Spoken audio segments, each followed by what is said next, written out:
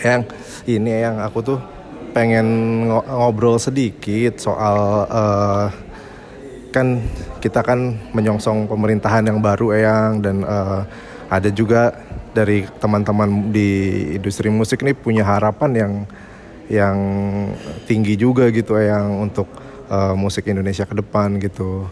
Nah, ini kebetulan ada Mas Yofi Widianto yang jadi staf khusus, kemudian ada Giring Niji juga jadi wamen Eyang.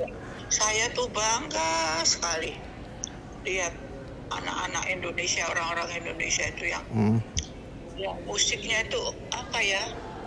Itu musik tuh nggak ngerti kalau buat saya tuh ya apa itu nyawa, apa itu napas, apa itu darah. Iya. Yang anak-anak baru sekarang ini juga gila-gila. Nah, itu begitu aku lihat para musisi, para ya musikus, saya bangga sekali, senang sekali gitu. Jadi ditengok gitu. Tapi bapak saya dulu maaf ya, kamu nggak usah jadi penyanyi itu memalukan. Nah itu orang dulu tuh. Iya.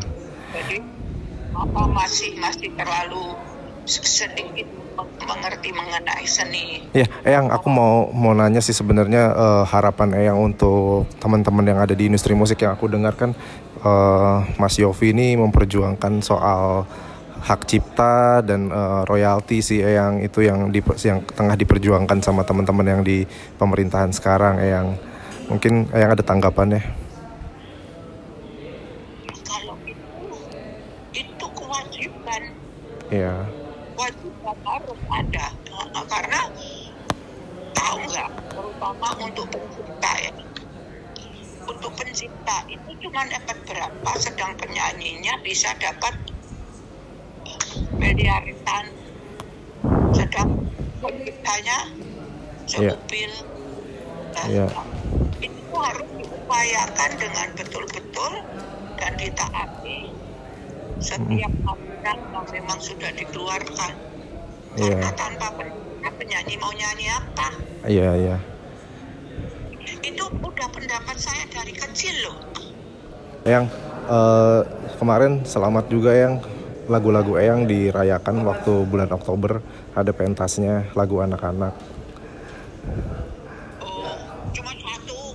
Kenapa? Yang di mana? Yang di Kemayoran Eyang. Oh, yang aku ikut nyanyi. Iya, betul. Iya, itu yang waktu Eyang ikut nyanyi. Oh iya. Ya itu lagu anak-anak zaman dulu. Nah kebetulan Menabung itu lagu saya. Itu dinyanyikan sama siapa tuh? Siska. Iya. Yang nyanyi yang sekarang udah gede itu. Iya yang. Tadinya masih utuh. Iya. Ya itu menarik juga yang soal lagu anak ya yang ya. Sekarang makin jarang. Musiknya aja ya udah mampu. Iya, kehadiran mau masuk ke ke stage-nya kan di dalam tuh masih pakai kursi roda ya. Roda terus maaf ya, ini nenek pinggangnya kecentit. Diketawain sama tepuk tangan. Boleh. Iya itu sekarang terima aja, suara aku tinggal seberapa, tinggal sesenti apa 2 senti, pokoknya saya itu jadi apa ya senang gitu aja ketemu sama anak-anak dulu udah gede-gede, kamu udah gede. Iya itu ini yang bagaimana karya-karya yang abadi ya dirayakan oleh generasi-generasi yang hari ini gitu ya Eyang ya. Senang pastinya ya Eyang ya. Ya semua suka itu, tapi kan memang dulu udah ini kayak Ibu Sud itu aku tuh bangga sekali lagunya tuh masih dinyanyikan itu. Tanah air Indonesia itu, waduh bukan main itu. Aku sampai ingat tuh kepengen peluk dia. Iya, lagu Ibu Sud yang Tanah Airku yang sekarang lagi banyak dinyanyikan lagi. Iya, itu bagus sekali. Iya.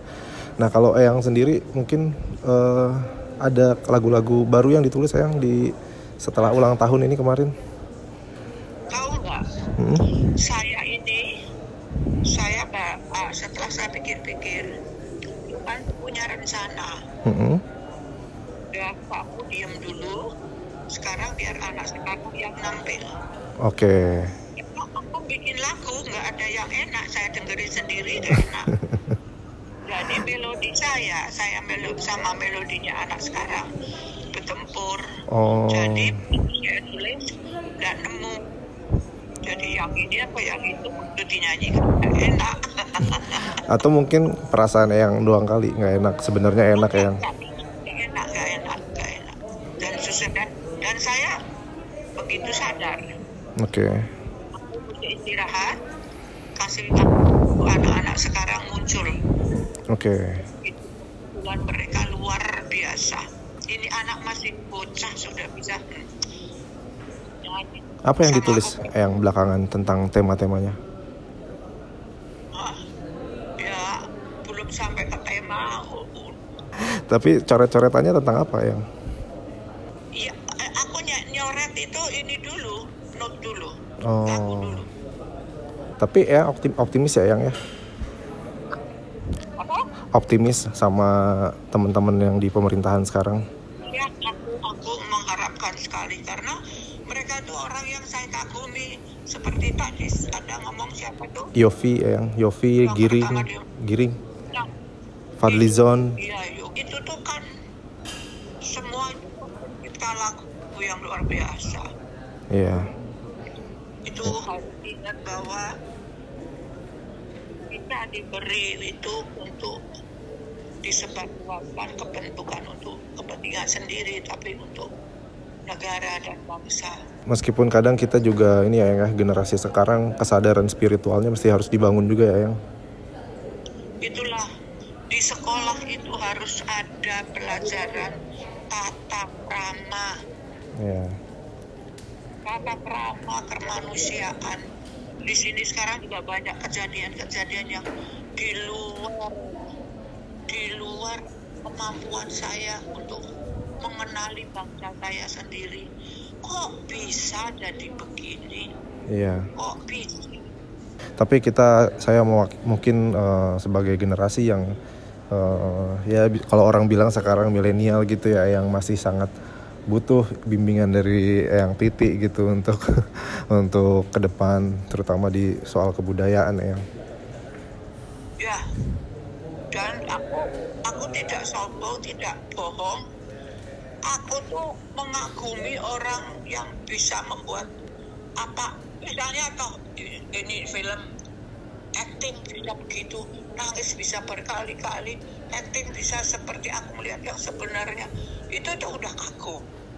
Apalagi bikin lagu yang sampai menyayat, yang sampai merasa bahwa aku tuh orang Indonesia yang bersyukur sekali dikasih Sabang sampai Merauke yang luar biasa ya. Iya. Yang agamanya macam-macam, kebudayaannya, kebiasaan dan lahir hidupnya, tapi bisa menjadi Pancasila. Nah, itu yang membuat itu tuh yang saya kagumi. Iya, yang terima kasih banyak sih yang ya pastinya wejangan itu yang namanya teater anak Indonesia itu nantinya tuh bisa dilihat dari Sabtu oleh anak SD, Minggu juga, hari Sabtu Minggu itu bergiliran. Itu di situ selain bahwa untuk hiburan juga untuk pengetahuan bahwa di situ ada tata krama, ada ini apa kemanusiaan, ada apa ya, semua kejadian yang dia nanti harus lakukan sudah ada contohnya. Itu waktu Pak Presiden. Iya, ya. Dia pidato yang terakhir di mana itu? Kan terakhir yang terakhir saya dia bilang saya masih merasa sedih karena anak-anak di pinggir-pinggir pulau sana, yang di dalam, yang di pinggiran, yang di ini tidak bisa sekolah karena tidak punya baju gam. Iya. Pada baju seragam itu cuma 100, sepatu, celana, begitu kemudian aku terus Gusti, aku teleponi teman-teman, yuk kita ikut nyumbang, bagaimana mereka kok nggak bisa sekolah kok karena baju. Iya ya. Iya, itu aku udah panggil semua. Akhirnya aku tanya sama siapa sih suaminya Gigi itu, siapa tuh? Ini Raffi Ahmad. Raffi Ahmad. Iya. Itu nama itu banyak sampai lupa. Iya. Kalau udah nama aku tapi memang nama buat saya dari dulu paling susah diingat karena nggak tahu nama itu paling susah. Ya semoga nanti ketika ditulis aspirasinya masuk juga ke teman-teman kita yang memperjuangkan nasib musisi ya, Yang. Iya. Oke. Aku terima kasih banyak ya, Yang, ya, atas waktunya. Semoga dalam keadaan sehat selalu, segera pulih sakitnya, Yang.